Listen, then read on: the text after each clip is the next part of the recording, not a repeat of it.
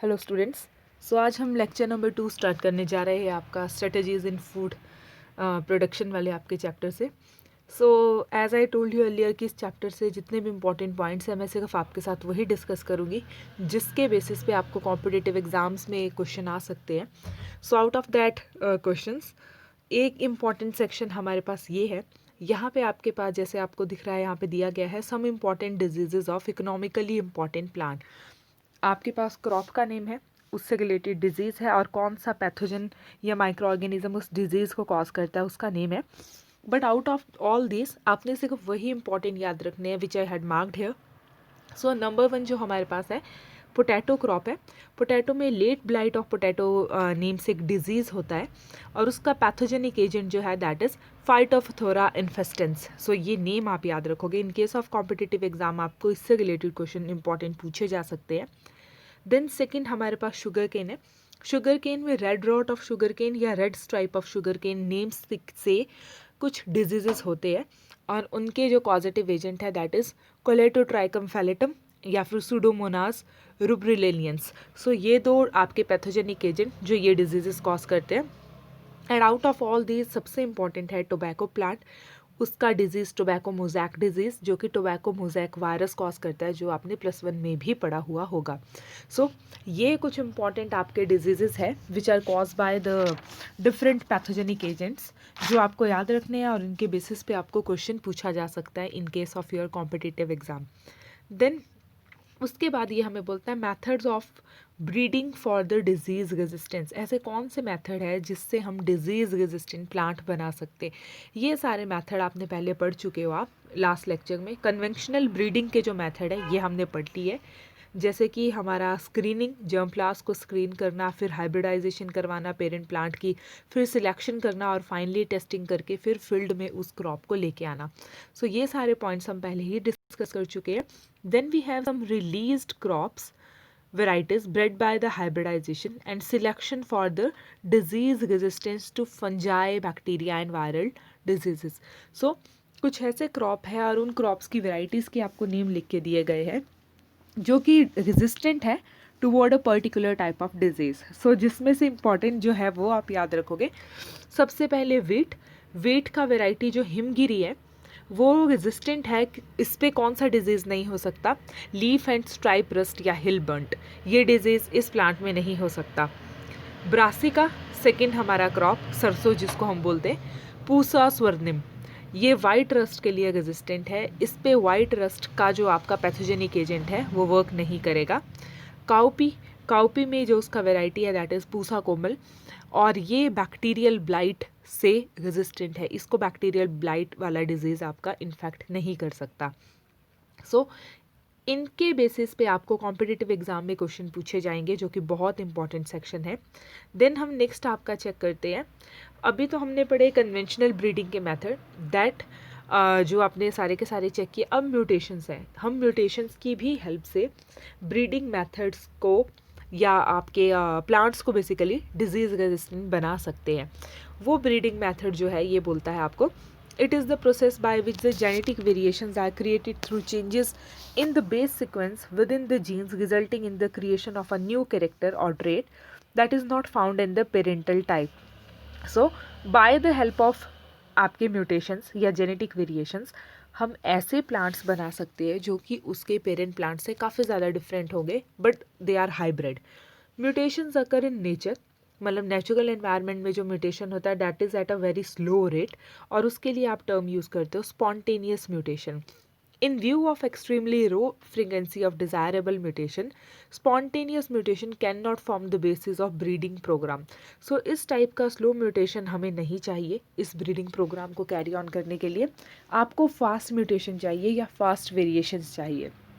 So the ability of certain agents which are called as mutagens to induce mutation at a relatively very high rate has made mutation usable in plant breeding and mutagens are of two type.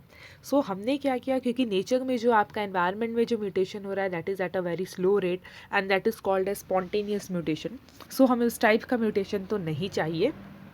बल्कि हमने mutagens या ऐसे agents जो कि mutation cause करते हैं, उन mutagenic agents की हेल्प से बहुत फास्ट रेट पे ग्रो करने वाला आपका जो म्यूटेशंस है उसको लेके हम ब्रीडिंग प्रोग्राम में उसको इंड्यूस करके आपके प्लांट्स को डिजीज़ रेजिस्टेंट बना सकते हैं। अब ये म्यूटाजेंस या म्यूटेशन कॉजिंग एजेंट्स दो टाइप के हैं, chemical mutagen and physical mutagen.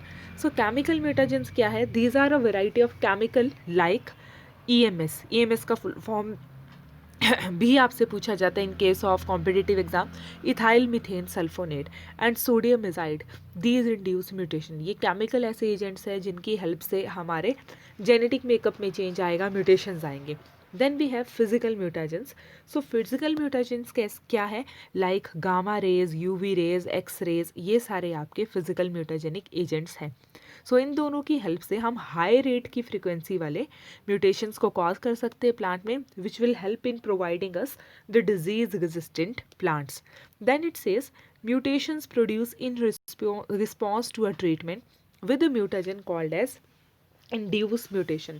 जो किसी म्यूटाजेनिक एजेंट की हेल्प से हमने आर्टिफिशली जो म्यूटेशन को इंड्यूस किया, खुद से बनाई, उसको आप इंड्यूस म्यूटेशन बोलोगे। Mutation breeding is the use of induce mutation in plant breeding to develop improved varieties, और इससे हम प्लांट्स की इम्प्रूव्ड वेराइटीज़ को बना सकते हैं। सो ये मैक्सिकन वीट है और उसका ये इम्प्रूव्ड वेराइटी बेसिकली जो इन म्यूटाजेनिक एजेंट्स की ही हेल्प से हमने बनाया है। सोनोरा 64 हमने बनाया शरबती सोनोरा। देन लर्मा रोज़ो 64 से हमने बनाया पूसा लर्मा, जो अगेन दोनों ही बहुत इंपॉर्टेंट है from the point of view of your competitive exams. So आपने इन दोनों को ही याद रखना है। Then the next section that we have is, अभी हमने सबसे पहले पढ़ा कन्वेंशनल ब्रीडिंग का मेथड, फिर हमने म्यूटेशंस पढ़ा। अब हमारे पास जो थर्ड जो इंपॉर्टेंट पॉइंट है that is selection among somaclonal variants. So genetic variation present among the plant cell during the tissue culture is called as somaclonal variation। उसको आप somaclonal variation बोलोगे, जो जेनेटिक वेरिएशन आती है हमारे प्लांट सेल में after inducing the mutagenic agents, and some of these may be useful and stable. वो useful और स्टेबल भी होते हैं। देन हम जेनेटिक इंजीनियरिंग को यूज़ करेंगे।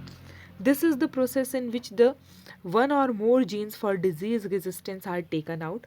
जो किसी भी डिजीज़ रेजिस्टेंट का हमारा एक या एक से ज़्यादा जीन जो हमारे पास है उसको हम प्लांट से बाहर निकालेंगे from other plant and incorporated in the cultivar, और दो प्लांट्स के डिज़ायरेबल जीन्स को आप उसकी हेल्प से एक न्यू वेराइटी या हाइब्रिड वेराइटी की फॉर्मेशन कर सकते हैं।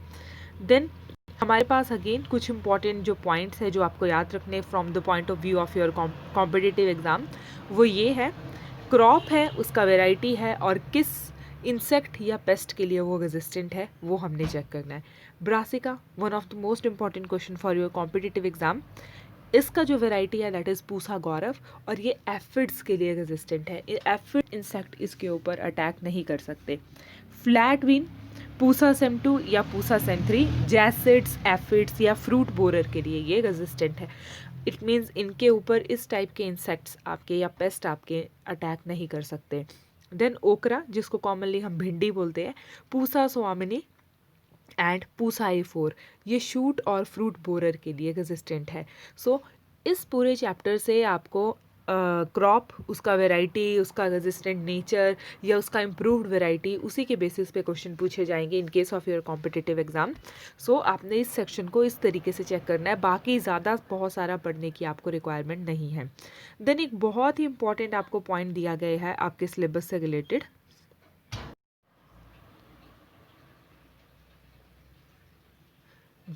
ये जो आपका एक इम्पॉर्टेंट पॉइंट है आपके सिलेबस से रिलेटेड, बहुत ही इंपॉर्टेंट है, जो कि बोर्ड और कॉम्पिटिटिव एग्जाम दोनों जगह आपसे पूछा जाता है। आपसे कई बार पूछा जाता है व्हाट इज़ बायोफोर्टिफिकेशन। ये बायोफोर्टिफिकेशन क्या है?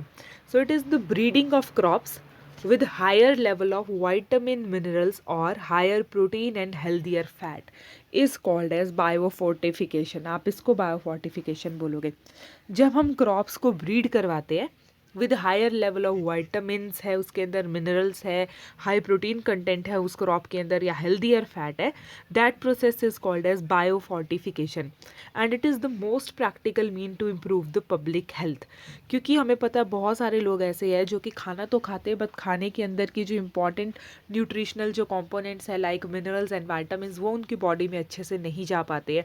Lack of iodine, zinc, iron या वाइटामिन्स, तो इन सभी चीज़ों की डेफिशिएंसी होती है। क्योंकि बेसिकली हम इंडियंस के केस में क्या है, हम खाने को बार बार गर्म करते हैं जब भी हमने खाना खाना हो।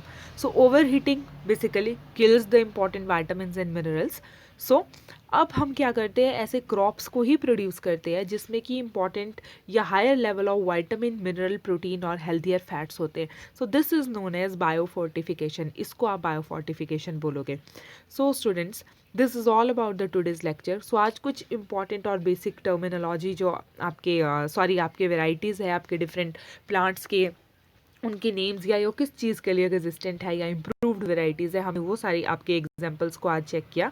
सो अगेन मैं आपको बोल रही हूँ कि पूरे चैप्टर को आपको उसी तरीके से पढ़ने की रिक्वायरमेंट है जैसा मैं आपको बता रही हूँ, क्योंकि कॉम्पिटिटिव एग्जाम में सिर्फ क्वेश्चन पूछे जाएंगे तो इस सेक्शन से पूछे जाएंगे। नोट्स मैं आपको प्रोवाइड करवा रही हूँ सारे के सारे। इन case of any doubt do ask me any time. और बीच से सेक्शंस को पढ़िएगा, बस एक रीडिंग दीजिएगा ताकि आपको उसका थोड़ा सा आइडिया मिल जाए कि पूरा के पूरे सेक्शन के अंदर है क्या। But the main point which you have to focus on is all these important points which I had marked here in your lecture. तो आपने उसी पे ध्यान देना है। And I'll see you in the next lecture. Till then, bye bye, take care.